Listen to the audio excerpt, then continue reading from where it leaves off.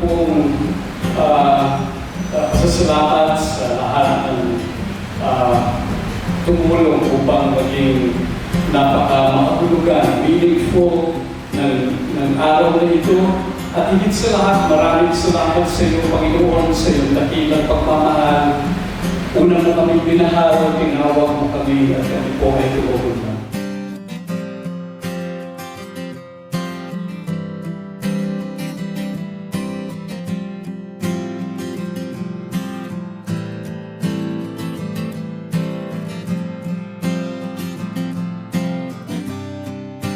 Ang mabuting balita ng Panginoon ayon kay San Juan.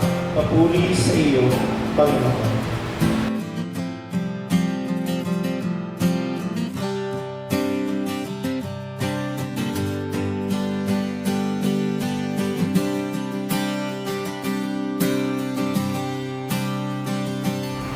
Ako po, si Jose Somonio, ay lumulo ng payagang magpahayag ng panghabang buhay na pagtatalaga ng buhay sa kapaligiran ng Franciscanong sekular.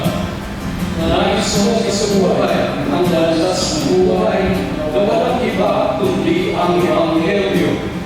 Ang aking mga karanasan sa panahon ng pagsubok ay nagpadalag sa akin sa paniwala ang Panginoon ay tunay na tumatawag at ganang yaya na isabuhay ang Ebanghelyo